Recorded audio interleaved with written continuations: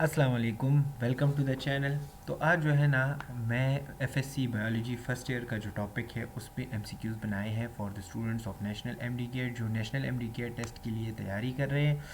और जो स्टूडेंट्स अभी जो है ना इसको मतलब इस टेस्ट को क्वालिफाई करने वाले हैं या क्वालिफाई करेंगे, तो उसके लिए जो लोग तैयारी कर रहे हैं उसको हम टॉपिक बेस्ड एमसीक्यूज़ प्रोवाइड कर रहे हैं। ठीक है। तो आज का जो हमारा टॉपिक है वो है एफएससी बायोलॉजी फर्स्ट ईयर से रिलेटेड और technique used in the cell biology. तो इसमें किस तरह के एमसीक्यूज जो है ना वो बन सकते हैं। मैंने एक टेस्ट बनाया है आप लोगों के लिए। फर्स्ट ऑफ ऑल इस टेस्ट को मैं यहाँ पे अपलोड इसलिए कर रहा हूँ क्योंकि ये फिर जो है ना हर किसी तक वर्ड में नहीं मिल जाती। तो मैंने ये सोचा कि क्यों ना मैं इसको जो है ना यूट्यूब पे ही अपलोड कर दूँ। फिर दूसरा जो वीडियो होगा वो इसकी एक्सप्लेनेशन के बारे में होगा कि इसको मैं एक्सप्लेन करूँगा कि किस तरह से मैंने ये एमसीक्यूज़ बनाया है और इसमें सही आंसर कौन सा है। ठीक है। तो इंशाल्लाह अभी स्टार्ट कर लेते हैं techniques used in the cell biology. तो हमारे पास मैंने इसमें ऑलमोस्ट 23 एमसीक्यूज़ बनाए हैं। और अगर हम फर्स्ट एमसीक्यूज़ को देख ले तो रिमेंबर वन थिंग, एमसीक्यूज़ के हवाले से अगर मैं बात कर रहा हूँ तो आपने सारा स्टेटमेंट को देखना है कि इस स्टेटमेंट में ये क्या बता रहा है। ठीक है। तो फर्स्ट एमसीक्यूज़ हमारे पास कौन सा है? To study the function of organelle which of the following technique is used. मतलब अगर आपने ऑर्गेनली के फंक्शन को मालूम करना है, उसके बारे में स्टडी करना है, तो आपने कौन सा टेक्निक यूज़ करना है। आपने माइक्रोस्कोपी यूज़ करनी है, स्टेनिंग को यूज़ करना है, क्रोमेटोग्राफी को यूज़ करना है, या ऑल ऑफ देम। जितने भी ये माइक्रोस्कोपी, स्टेनिंग और क्रोमेटोग्राफी है, इन सारों को यूज़ करना है, या इसके अलावा फंक्शन ऑफ द ऑर्गेनली के लिए सिर्फ हम एक यूज़ कर सकते हैं। तो कौन सा है आप अपने साथ मार्क कर लें। अच्छा, दूसरा हमारे पास क्या है कि the examination of the cell and its component depends upon the magnification power of two lenses. मतलब वो कौन सी लेंजेस है जिस पे एग्जामिनेशन ऑफ सेल होती है और उससे क्या होता है, मैग्निफिकेशन पावर जो है ना वो ज़्यादा हो जाती है। तो वो दो लेंजेस होते हैं, लेकिन कौन से लेंजेस होते हैं वो हमारे पास कन्वेक्स है, कनकेव है, या दोनों जो है ना यूज़ हो सकते हैं। तो इसमें जो आंसर सही हो वो आप अपने साथ मार्क कर लें। अच्छा, इसके बाद the resolving power of light microscope is. अब लाइट माइक्रोस्कोप का जो रिजॉल्विंग पावर है ना वो कितना है? तो वो है 200, 250 है, 300 है, या नन ऑफ द अबव है। ठीक। अच्छा, चौथा जो एमसीक्यूज़ है ना वो हमारे पास क्या है? Human I can differentiate between two points at least. मतलब ये है कि जो हमारा ह्यूमन नेकेड आई है ना, ये कितने जो है ना कितने एरिया पे या कितने जो है ना डिस्टेंस पे हमारे पास टू पॉइंट्स में दो चीज़ों को डिफ्रेंशिएट कर सकता है। ठीक है, बिटवीन टू पॉइंट्स। मिसाल के तौर पर मैं यहाँ पे एक निशान लगा दूँ और यहाँ पे दूसरा निशान लगा दूँ, तो आप इसको डिफ्रेंशिएट कर पा रहे हैं। लेकिन एक ऐसा पॉइंट आएगा कि जब आप इसके नज़दीक जाएंगे या इसके जो है ना दूर जाएंगे, तो आपको फिर ये डिफ्रेंशिएट नहीं होगा। तो यहाँ पे यही बात हो रही है कि टू पॉइंट्स वो कौन से टू पॉइंट्स है कि एटलीस्ट हमको हम जो है ना टू डिफ्रेंशिएट करें। तो एक ऑप्शन है 1.0 mm, 2.50 mm, 3.0 mm, are none of the above. अच्छा, फिफ्थ एमसीक्यूज हमारे पास क्या है कि increasing the apparent size of the object being view to a reasonable size is called. मतलब ये असल में एक डिफिनीशन है कि जब वो कौन सा जिसको हम क्या कहते हैं, वो कौन सा टेक्निक है जिसमें क्या होता है कि हम उसमें increase the apparent size of the object. हम जब इंक्रीज़ करते हैं किसी ऑब्जेक्ट के साइज़ को तो उसको हम क्या कहते हैं। ठीक है। तो मैग्निफिकेशन हो गई, रेजोल्यूशन हो गई, both A and B and none of the above. अच्छा, 6 नंबर एमसीक्यूज हमारे पास क्या है? Light microscope can magnify the object up to dash times. अब हमारे पास जो लाइट माइक्रोस्कोप है ना, ये मैग्निफिकेशन पावर इसकी कितनी है? तो number A option is 10,000 times, 5,000 times, 20,000 times, none of the above. अच्छा, 7 नंबर एमसीक्यूज हमारे पास क्या है?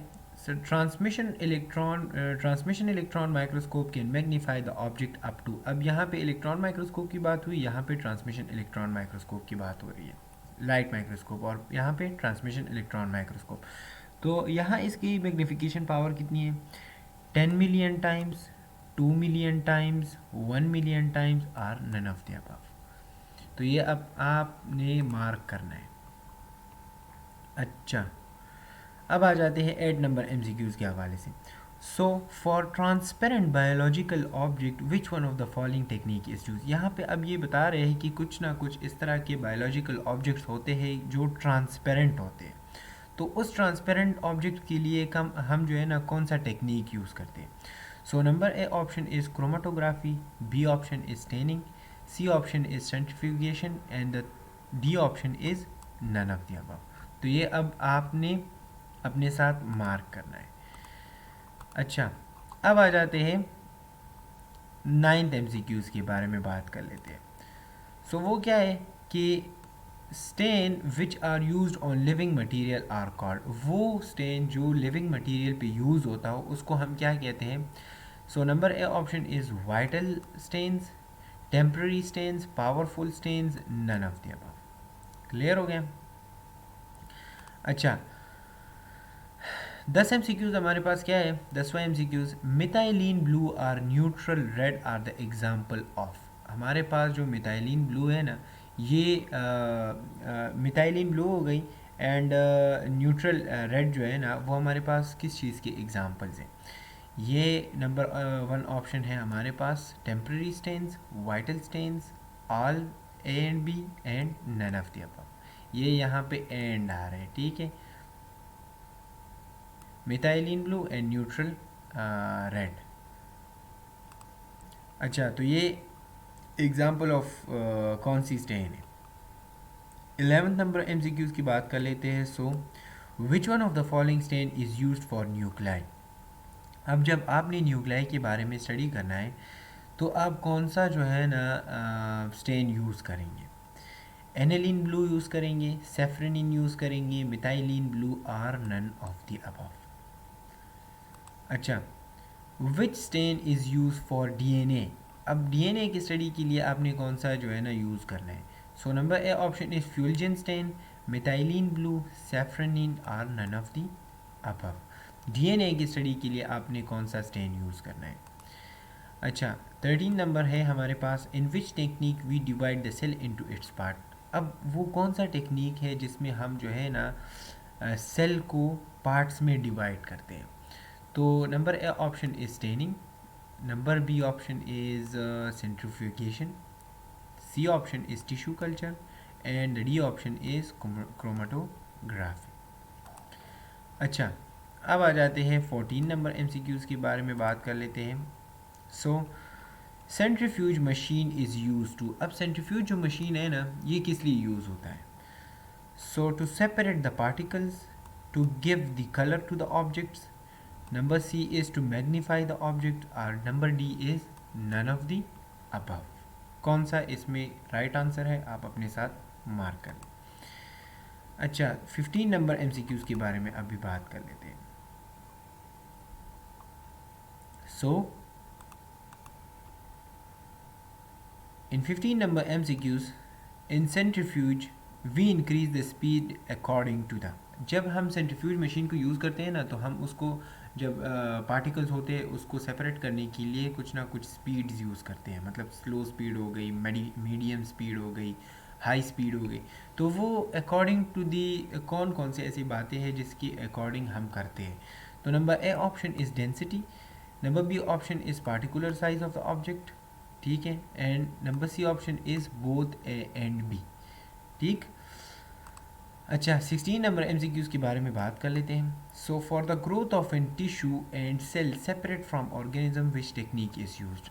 वो जब हम ऑर्गेनिज्म से सेपरेट अगर किसी सेल या टिश्यू की ग्रोथ कर रहे हैं तो उस टेक्निक को हम क्या कहते हैं? Number A option is tissue culture, number B option is centrifugation, number C option is electrophoresis and number D option is none of the above. अच्छा, number 17 MCQs is Separating one type of molecule from other, which technique is used? जब हम one molecule from the other जो है ना separate करते हैं तो उस टेक्निक को हम क्या कहते हैं? So number A option is chromatography, number B option is tissue culture, number C option is microdissection, and number D option is all of the above या all of these. अच्छा 18 MCQs के बारे में अभी बात कर लेते हैं. So which technique is used to separate the molecules with the help of different electric charges? वो कौन सा टेक्निक है जिसमें हम सेपरेट करते हैं मॉलिक्यूल को with the help of electrical charges, जिसमें इलेक्ट्रिकल चार्जेस जो है ना वो यूज़ होते हैं. So number A option is spectrophotometry, number B option is microscope, number C option is microdissection, number D option is electrophoresis. तो कौन सा टेक्निक है अभी आपको पता होगा. अच्छा 19 नंबर MCQs है हमारे पास. Which one of the following technique is use to separate the photosynthetic pigment sugar amino acids. ठीक है, तो कौन सा टेक्निक है जिसमें हम जो है ना फोटोसिंथेटिक पिगमेंट को, शुगर को, अमाइनो एसिड्स को क्या करते हैं, सेपरेट करते हैं. तो number A option is paper chromatography, number B option is column chromatography, number C option is microdissection, number D option is none of the above. अच्छा 20th MCQs के बारे में बात कर लेते हैं. So the technique is in which the portion from in which the part of a portion from a complete molecule is separate. अब अच्छा यहाँ पे जो है ना टाइपिंग मिस्टेक है, ये यहाँ पे बता रहे हैं कि वो कौन सी टेक्निक है जिसमें हम एक कंप्लीट क्रोमोसोम से एक पोर्शन जो है ना उसको रिमूव करते हैं. तो वो कौन सा टेक्निक है. So number 1 MCQ option is spectrophotometry, number B option is laser microdissection, number C option is chromosome microdissection, and number D option is none of the above. अच्छा 21st MCQs के बारे में बात कर लेते हैं. So stationary and mobile phase is the part of. अब stationary और जो मोबाइल फेज है ना ये किन टेक्निक्स के पार्ट्स हैं. So number A option is paper chromatography, number B option is column chromatography, number C option is both A and B, and number D option is none of the above. अच्छा 22वां MCQs है हमारे पास. The technique which is use to find out the exact size of an object with the help of microscope. तो जब हम एक technique use करते हैं जिसमें हम ऑब्जेक्ट की साइज़ को मालूम करते हैं with the help of microscope, तो वो कौन सा टेक्निक है. एक है हमारे पास माइक्रोडाइसेक्शन, दूसरा है माइक्रोमेट्री, तीसरा है माइक्रोस्कोपी, एंड चौथा ऑप्शन है none of the above. Last MCQs के बारे में बात कर लेते हैं. तो लास्ट MCQs में क्या है, ये हमें बता रहा है कि अच्छा for the measurement of light which passed from the sample is called. जब हम लाइट की पास आउट होने की मेजरमेंट करते हैं, जो सैंपल से पास आउट हो जाता है, उस टेक्निक को हम क्या कहते हैं.